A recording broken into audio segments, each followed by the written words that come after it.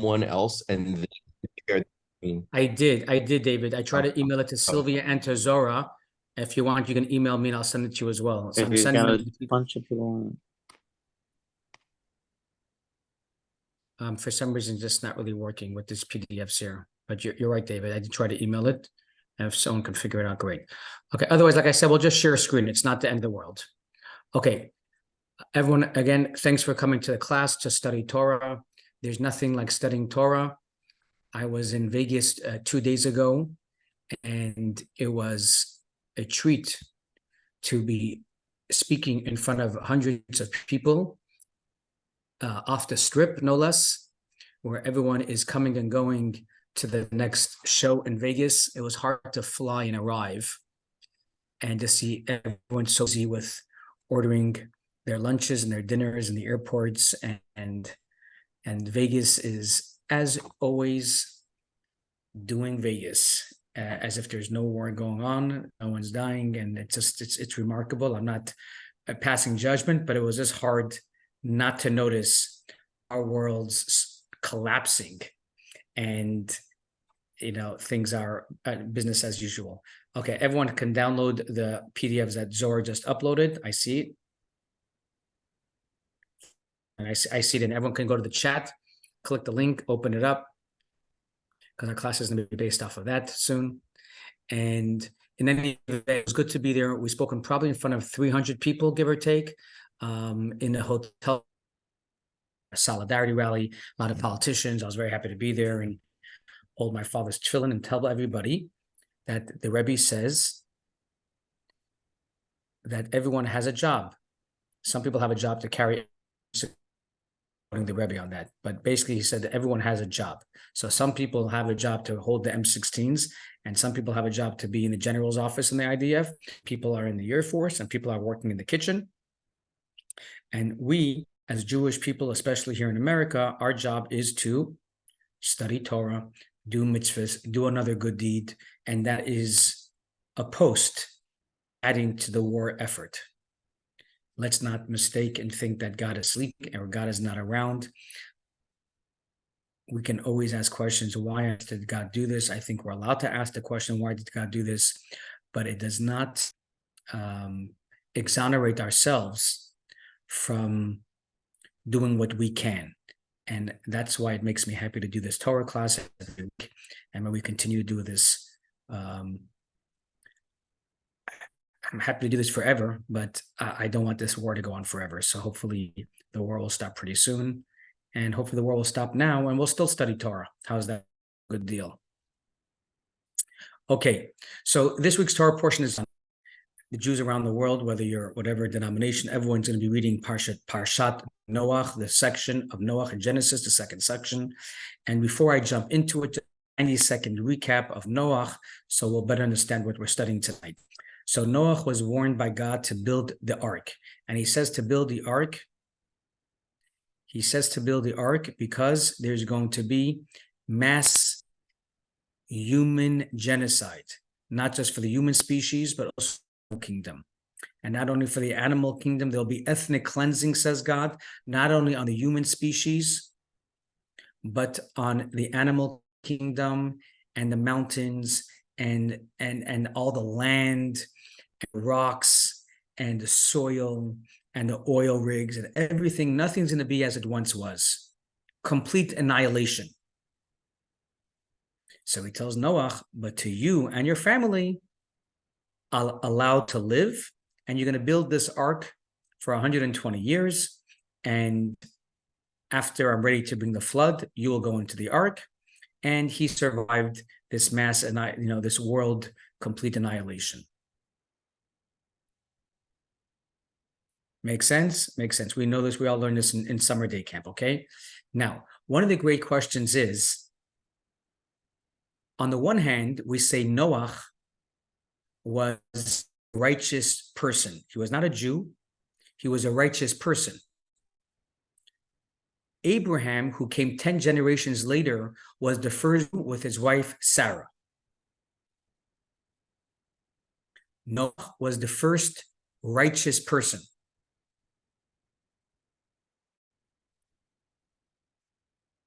Adam, who was 10 generations before Noah, was the first human.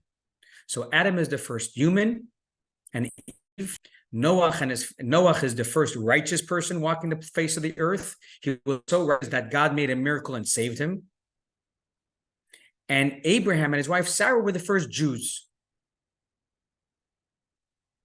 The question is, what did Noah do, or what did Noah not do to allow him to be the first Jew?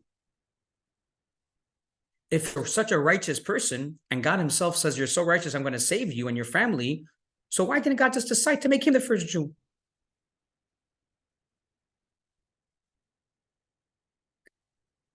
And if for whatever reason he wasn't good enough, and that's why he wasn't the first Jew, so if he wasn't good enough, then if he was deficient, why did God save him?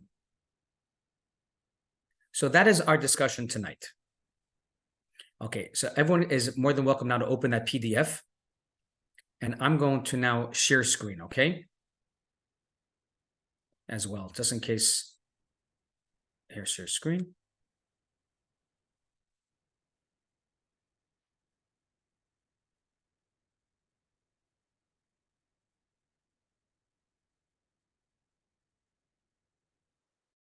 So this is a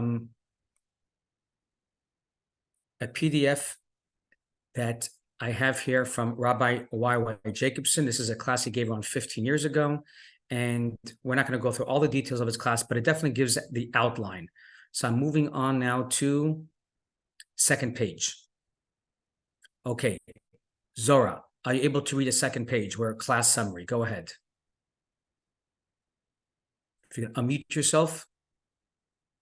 Marcella, if you can unmute her. And Zara, tell me if you can do this. Sorry, you're talking to me. What'd you say? Can you read second page, the first paragraph, second page? I'm on a share screen, but you can open up the PDF. It's on your second page. Oh my God. Okay, yes, sorry. Like, Take your time. I'm making ice cream as you texted me about the class. Oh, I'm sorry to disturb that. No, it's fine. I just like now all of a sudden I'm like, oh my God, I have to read. Hold on. I can do a fill in and until she's ready, and I'll just go. Second page. Got it. I'm here. So just start the front of the second page. Yeah, second page, class summary. Noah is a hard man to understand. On the one hand, he is paid the highest of compliments and is the only man that the Torah itself explicitly coins at tzaddik. A righteous man, perfect in his time. He saved civilization, and every human alive today is one of his descendants. Notwithstanding the ridicule of his neighbors and acquaintances, he trusts God implicitly and single-handedly builds an enormous ark that takes him 120 years. He is a lonely man of faith who rejects world opinion and peer pressure and retains his integrity despite living in the most morally depraved generation. I'm sorry. Sorry. It's just like hitting home right now in a certain kind of way. It is interesting that we're studying this tonight, Zora. Everyone can take a pause for a second. I want to ask Zora a question over here. Zora, your grandmother was living in Israel till pretty recently. Is she still there? Yeah. She is still there. Yeah. Tell us a little bit. How is she doing? Every time I ask her, she says, it's not easy. It seems to be her response, but for now she's okay. She's glued to the television, I'm sure, like everybody. And where can I ask, is she living in the north, the south? I think she's in Netanya. Netanya. Got it. So it's like north of Tel Aviv, but not all the way north from what I understand. So she'll have to worry less about the Gaza rockets, but she will have to worry soon about the Lebanon rockets. Right. I'm freaking out. It's okay. Well, hopefully, Zara, she won't have to be nervous about it. By the way, my sister's in Jerusalem, married with her few children and her newly married son. And my brother offered her. Say again? Your son is back from the army. Last time I saw you, your son was in the army. Yes, thank you. My son is back from the army, and he's in Brooklyn right now, and he's asking to go back into the IDF. Yeah, So that's where his mindset is at. sorry, I So cried. your grandmother should live and be well till 120, and that's what we're all davening for and praying for. Okay. Okay. Okay. So I'm going back to share screen. So I'm with you here. Go ahead. Okay. Morally depraved generation in the history of humanity. Okay. So stop. I just want to repeat that line. He's a lonely faith who rejects world opinion and peer pressure, and retains his integrity despite living in the most morally depraved generation in the history of humanity. So this sentence means two things. First, he's a lonely man of faith who rejects world opinion and peer pressure. Why do we say that about Noah? Because for 120 years, people were coming by and saying, Noah, what on earth are you building? And he said, I'm building an ark. I'm building a massive cruise ship. And all these people living in the times of Noah said, why are you building this cruise ship? And he said, because God told me he's going to destroy the world. And he told me that I and my family and animals, I'm going to bring into the ark with seeds and plants and save the vegetation world as well. And God's going to save me and my family. And people made fun of him for 120 years. For 120 years, his friends, his neighbors made him crazy. Said, Noah, you're out of your mind. So he was a lonely man of faith who rejects world opinion and peer pressure. For 120 years, he rejected peer pressure. Not like 30 days, he had to reject peer pressure. And he retains his integrity despite living in the most morally depraved generation in the history of humanity. What does that mean? It means people were stealing, they were murdering in his generation, and that God brought the flood in the first place. Yet, he never succumbed to that style of living. He never said, you know what, it's working for them. Let me try that as well. And I could make myself wealthy by stealing or kill people and take their homes, their belongings and assets. He never did that. So he retained his integrity for years, whilst at the same time not buckling to peer pressure. I don't want to completely hijack this Torah class and start curating and comparing to everything happened to Noah thousands of years ago to what's going on now in Israel. But you can thoughts to yourself if you want, because I'm just trying to keep this class tonight as possible, as pure as I can. David, can you continue reading It Would Seem? David Frankel. If you're Helps if I'm not muted. there you It go. would seem that Noah is the real forefather for the Jew, the man who, like Noah, will always be alone amongst the nations, and who lives life based on their own inspired standards and not based on popular trends. But no. So Noah seemingly had everything stacked for him to be the elected first Jew.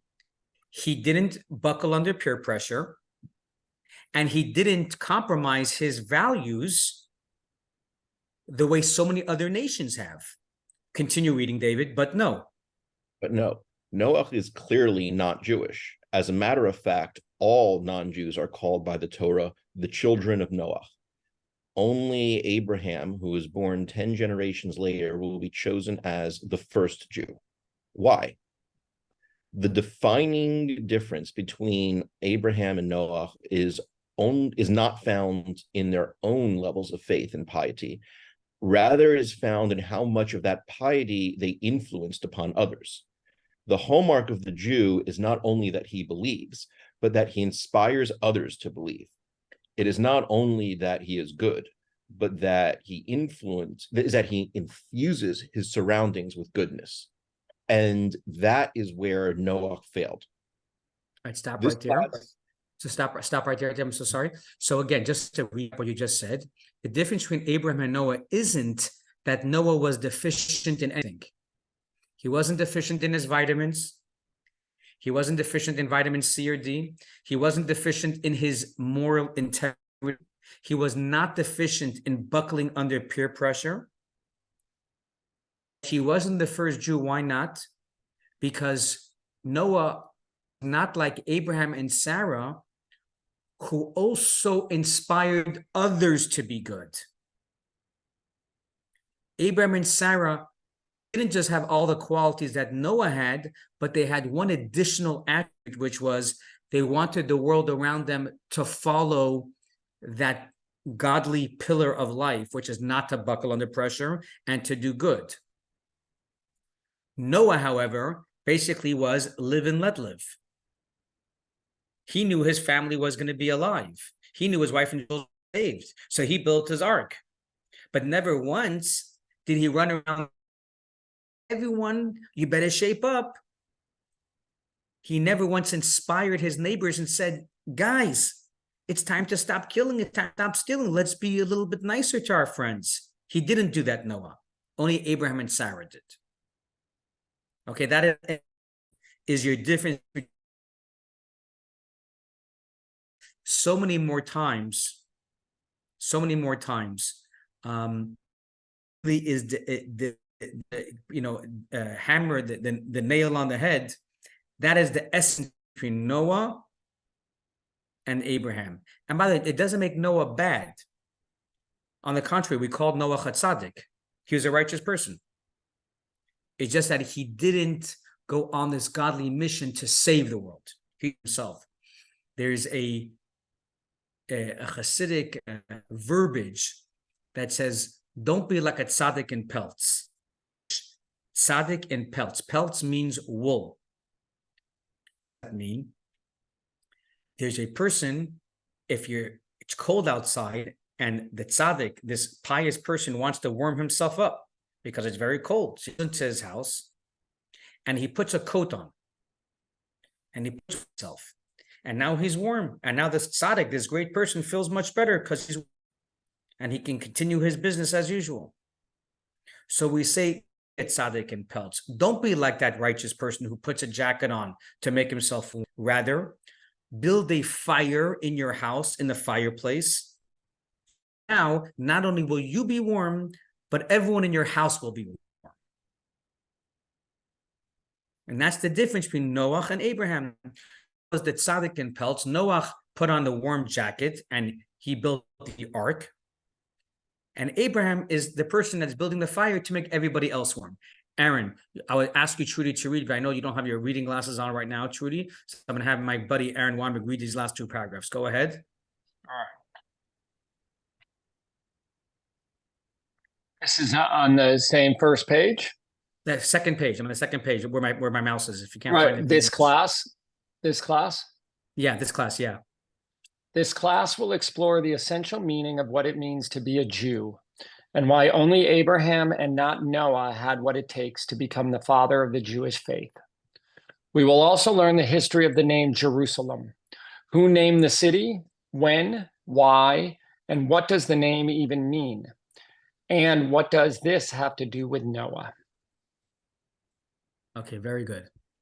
It's, I get bored of speaking Israel politics with my, I don't want to say non-Jewish friends, even Jewish friends, speak about, the politics in Israel, about, the claim, the rightful claim, who's the occupier, and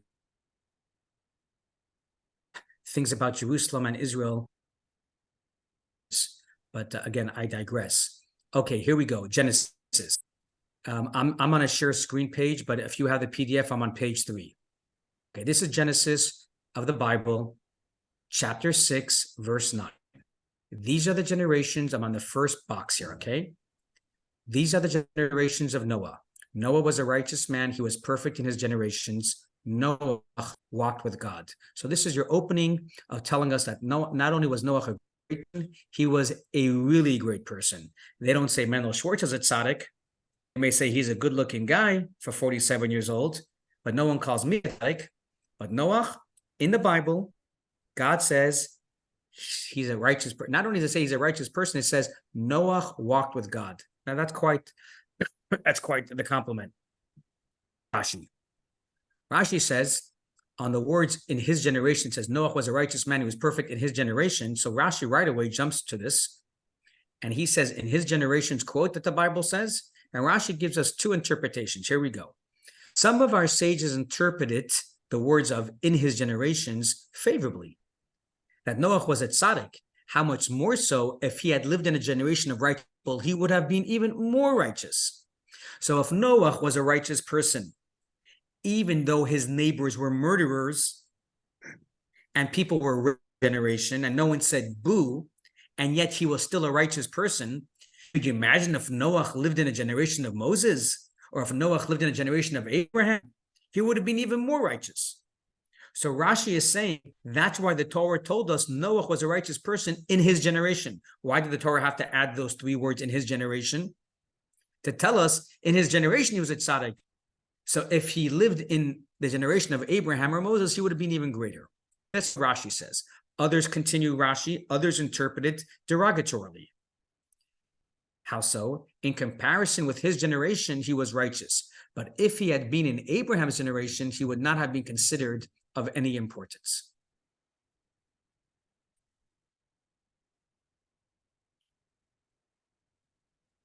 Give me a second. Okay, just like to see some people on my screen over here.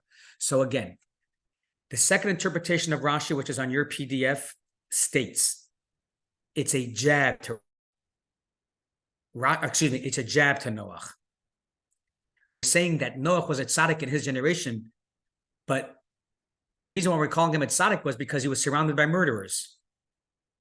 But if he lived in the generation of Abraham, he would be chump change. If he lived in a generation of Moses, no one would pay attention to him. It's like saying to someone who lives in Texas, he is such an amazing actor. What an amazing actress she is. Just wait for this actress to come to Los Angeles and Hollywood, and let's see how big of an actress she'll be when you have thousands of people in the line trying to get into acting studios and trying to stand in front of William Morris or trying to stand in front of CAA in Century City trying to get a gig. So that's what Rashi is saying over here. And on the one hand, you can view Rashi, view Noah positively, that he was a tzaddik in his generation and he would be like if he was in Abraham's generation. The other interpretation of Rashi is it's a jab on Noah. The obvious question is, why does Rashi go out of his way to give a jab to Noah? God is trying to compliment Noah. It says in the verse, in chapter 6, verse 9, Noah is a righteous person. God himself said he's a great guy. Why is Rashi going out of the way to give a jab to Rashi, to give a jab? We're saying Mendel Schwartz is such an amazing guy in Los Angeles. Also, someone says, in Los Angeles, he's a great guy. If he lived in Brooklyn, he would be nothing. Me. I'm being nice to you. Why are you not being nice to me? Why is Rashi going out of his way, not being nice to me? Sylvia, the question makes sense? Aaron, the question makes sense? I think it's a fair question. Chapter 6 of Genesis is trying to compliment somebody, a great person that was saved in the ark, and Rashi is going out of his way and giving him a jab.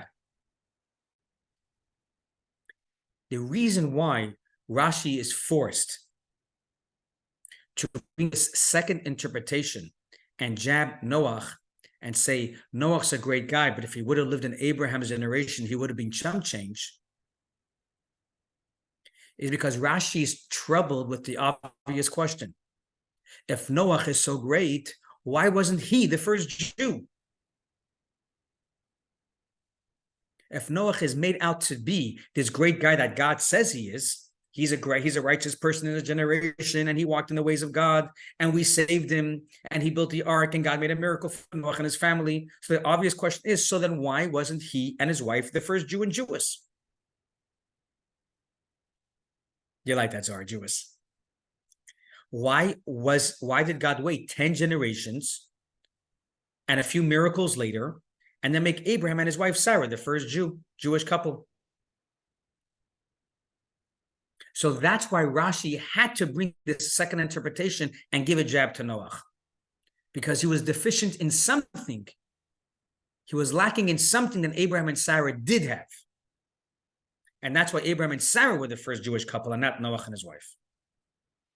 And the obvious question is, what did Abraham and Sarah have that Noah did not have? And that's what Zora and David was reading on that class summary on page 2, which is that Noah, all he cared about was saving his own skin. The fact that he was able to live with his wife, that was enough for Noah and his children, for Noah and his wife. Never once did Noah protest and say, what's about the rest of humanity? Noah didn't care for 120 years that God was ready to then to make ethnic cleansing. That didn't bother Noah. He said, you're making me an ark? I'm going to make an ark for 120 years and no one's going to bother me. I'm going to miraculously be saved through the flood. I'm in. God, you're my guy. And God said, Noah, you're my guy. But he never protested to God. By Abraham, Larry, Shira, you have a question? I'll get you. Aaron, give me a second. Let me just finish this train of thought, and I promise I'll let you guys ask the questions. Whereas Abraham and Sarah, we have so many cases of not only were they righteous people, him and his wife, not only did she make an amazing potato kebabs and gefilte fish, and Abraham was a great whatever he was doing him, but in addition to that, we know when God wanted to destroy Sodom and Gomorrah, which was the most horrific cities on the planet, what did Abraham do? He protested. He says, what are you doing over here, God? And we have so many scenarios. Abraham went out of his way and he invited everyone into his tent, right? What do we say about Abraham? He had a tent with 4 entrances. Not only did he do this for Jewish people, but he did it for non-Jewish people. For non-Jewish people, he invited them into his tent because he wanted to make the world a better place. Not only for non-Jewish people, but even for non-Jews who are wicked. God said, please save them. God said, please save them. And that is why, not to get too involved in politics today, Israel is the only country that continuously bends over backwards 1,000,000 times over and over and over again, sometimes perhaps too much, but they're always bending backwards to make sure they do not hurt and kill innocent Palestinian civilians. As much as there's a side of so many Jews to have vengeance and revenge and wipe the whole place out, Israel is not.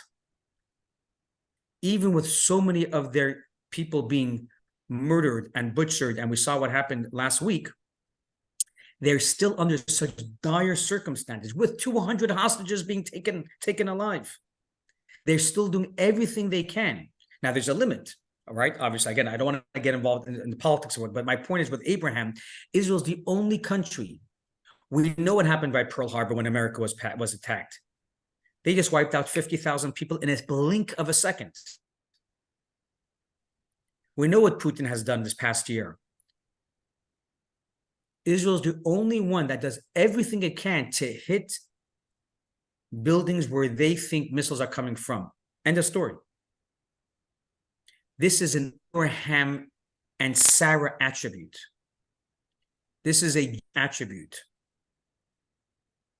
I obviously have a lot more to speak about that, but I don't want to do that right now. But that is, okay, anyways, let's go back now. You had some questions. Go ahead, Aaron, I'll start with you. Just a quick question. It said at the beginning that Noah was a man of faith. And I was just wondering what did faith look like back then? If, he wasn't the first Jew, there was no Judaism yet. Any thoughts on that?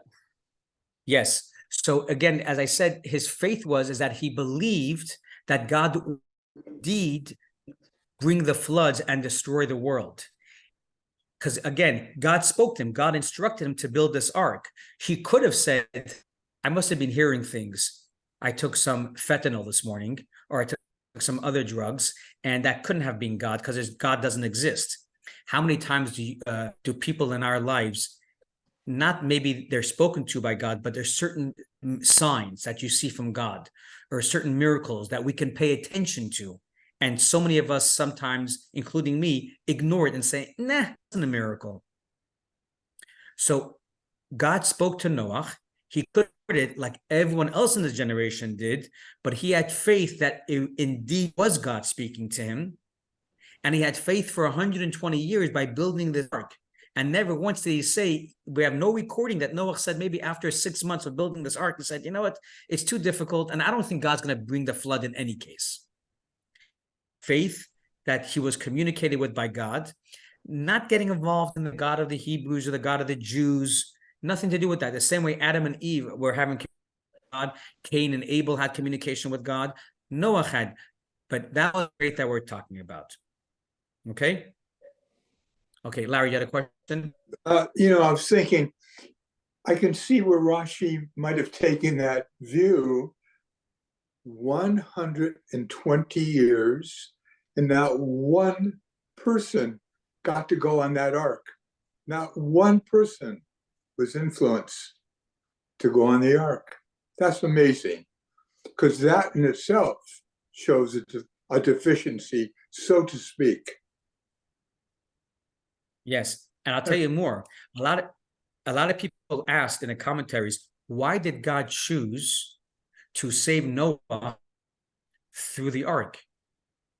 He could have made many miracles by saving and other forms how to save Noah. He could have and just said this tunnel will be used in a cave. This cave underneath the ground, like Hamas has now, 75 feet underground. He could have made a special tunnel, and you'll be saved there. But no, he asked him to build an ark. Why? Because an ark is exposed where everyone's going to walk by and everyone's going to see him building the ark. And people asked Noah, why on earth building this cruise line? And he said, because God's bringing a flood because the world is very, very horrible. And anyone could have said, you know what? Maybe I should repent. And that's what you were saying, Larry. No one did. And that's why he also made him build the ark. He could have had him build the ark in 30 days. But no, right? We know the Chinese builds beautiful, the Royal Caribbean. They build these lines in probably 18 months. The Chinese can build cruise lines in probably 12. But yet, he made Noah build it over 120 years because he gave the humanity so much time to correct themselves, and they chose not to. Okay. We can continue